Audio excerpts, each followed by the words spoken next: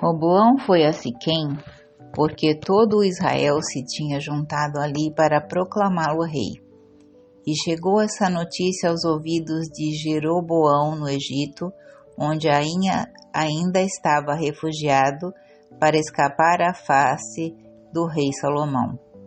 Mandaram, pois, buscá-lo no Egito, onde habitava. Então Jeroboão foi com toda a assembleia de Israel e disseram a Roboão: Teu pai impôs-nos um jugo pesado. Alivia agora a rude servidão e o pesado jugo que teu pai nos impôs, e seremos teus servos.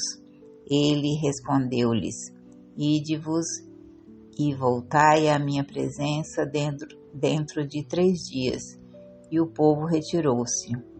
O rei Roboão consultou os anciãos que tinham servido ao seu pai Salomão durante a sua vida. Disse-lhes: Que me aconselhais responder a este povo? Se hoje fores amável com este povo, responderam-lhes, e cederes, se lhe falares com benevolência, eles serão para sempre teus servos. O rei, porém, deixando de lado o conselho dos anciãos, foi consultar os jovens que tinham crescido com ele e eram seus familiares. Disse-lhes: E vós, que me aconselhais responder ao povo? Ele pede-me que eu alivie o jugo que lhe impôs meu pai. Os jovens que tinham crescido com ele responderam-lhe: Assim dirás a este povo que te falou, dizendo: Teu pai tornou o nosso jugo pesado, tu, porém, alivia-nos assim, e lhe dirás: Meu dedo mínimo é mais grosso que os rins de meu pai. Se meu pai vos impôs um jugo pesado, eu o farei ainda mais pesado. Se ele vos castigou com açoites, eu vos castigarei com escorpiões. Chegou o 3º dia, Jeroboão, seguido de uma grande multidão, apresentou-se diante de Roboão, pois ele dissera: Voltai a mim dentro de 3 dias. O rei falou com dureza ao povo. Sem fazer caso algum do conselho dos anciãos, respondeu ao povo como lhe aconselharam os jovens: Meu pai impôs-vos um jugo pesado? Pois eu o tornarei ainda mais pesado. Meu pai vos castigou com açoites? Pois eu vos castigarei com escorpiões. E o rei não atendeu ao povo, porque assim o dispusera o Senhor, para realizar a palavra que tinha dito a Jeroboão, filho de Nebate, por meio de Aías, de Silo. Vendo que o rei não os atendia, o povo respondeu-lhe: Que temos nós a ver com Davi? Que temos nós de comum com o filho de Isaí? Vai, pois, para as tuas tendas, ó Israel. Cabe a ti tratar de tua casa, ó Davi. E os israelitas retiraram-se para as suas tendas. Roboão reinou, no entanto, sobre os israelitas que habitavam em Judá. O rei Roboão enviou Adurão, superintendente dos trabalhos, mas os israelitas apedrejaram-no e ele morreu. O rei subiu então precipitadamente no seu carro e fugiu para Jerusalém. Desse modo, separou-se Israel da casa de Davi até o dia de hoje. Ouvindo os filhos de Israel que Jeroboão tinha voltado, convidaram-no à sua assembleia e aclamaram-no rei de todo Israel. Só a tribo de Judá ficou fiel à casa de Davi. Roboão, quando chegou a Jerusalém, reuniu toda a casa de Judá e a tribo de Benjamim, 180.000 guerreiros de Escol, a fim de pelejar contra a casa de Israel e restituir todo o reino de Roboão, filho de Salomão. Mas Deus falou a Semeias, homem de Deus: fala a Roboão, filho de Salomão, rei de Judá, bem como a toda a casa de Judá e de Benjamim, e a todo o resto do povo. Dize-lhe: eis o que diz o Senhor: não façais guerra aos vossos irmãos os israelitas. Volte cada um para sua casa. Tudo isto se fez por minha vontade. Eles obedeceram à palavra do Senhor e voltaram como lhes ordenara. Jeroboão construiu Siquém na montanha de Efraim e residiu ali. Depois deixou Siquém para edificar Fanuel e disse consigo mesmo: pode bem ser que o reino volte para a casa de Davi.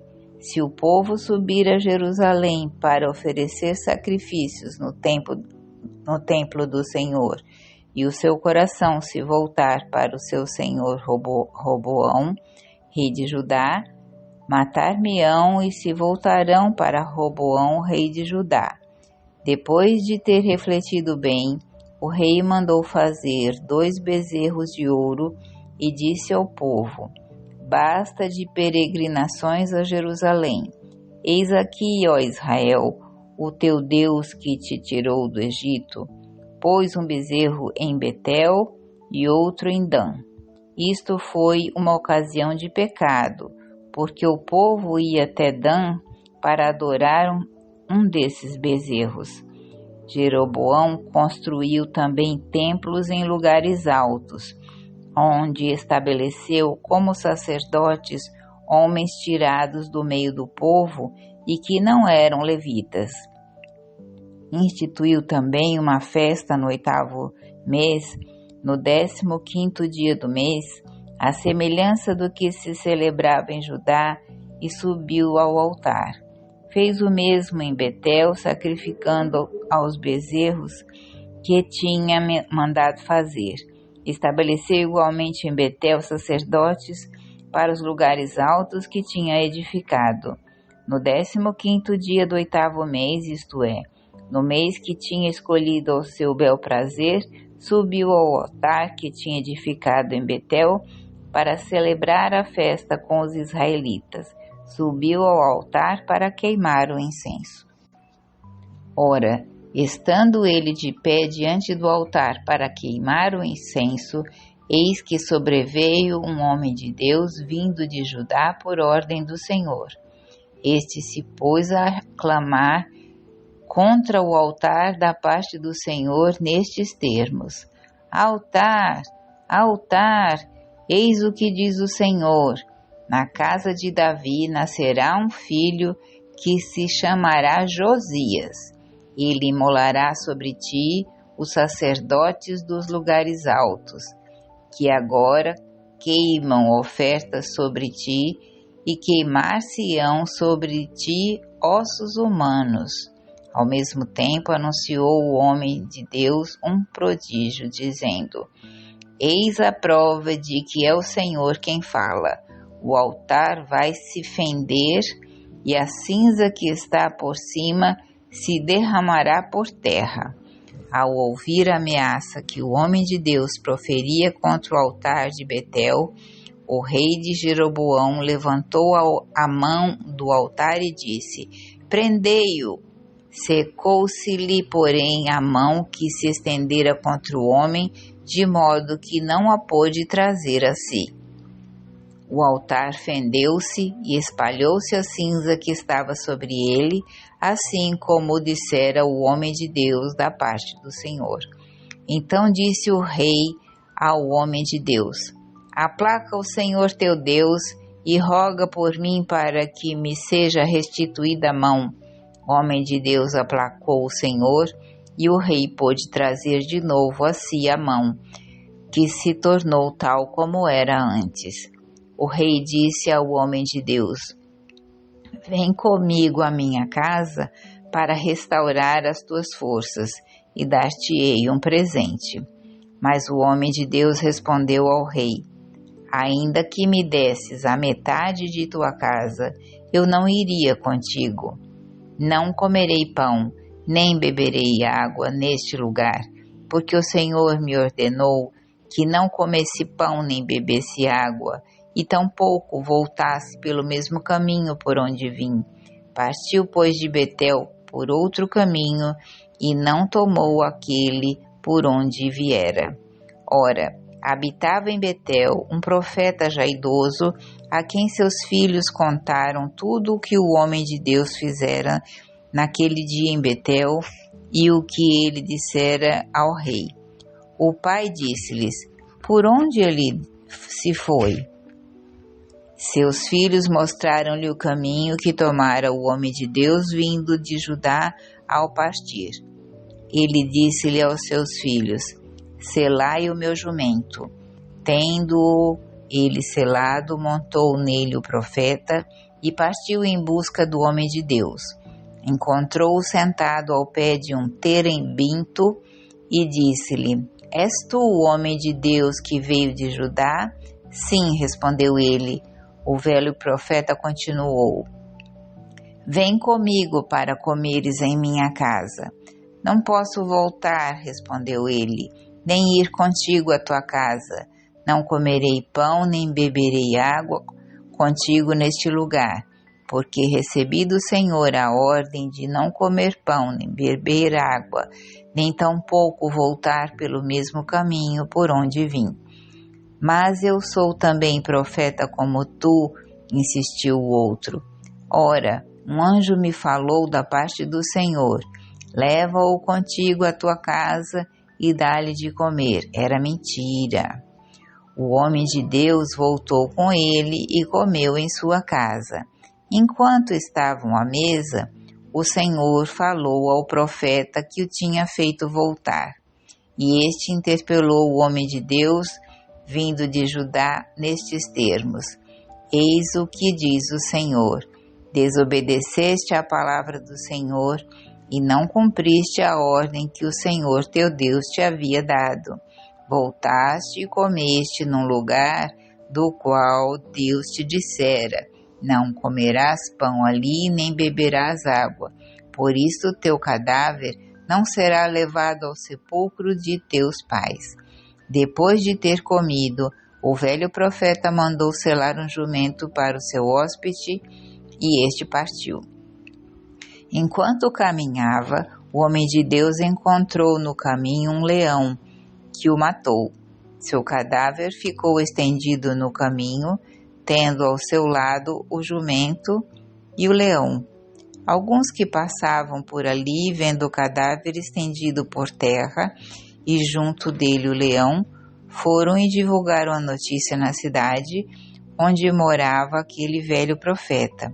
Ouvindo isso, o velho profeta que tinha levado à sua casa o homem de Deus exclamou: é o homem de Deus que foi desobediente à ordem do Senhor, e o Senhor o entregou a um leão que o despedaçou e matou, como o Senhor lhe predissera.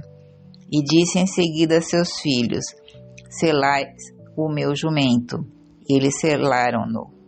E o profeta partiu e encontrou o cadáver estendido no caminho, tendo ao seu lado o jumento e o leão.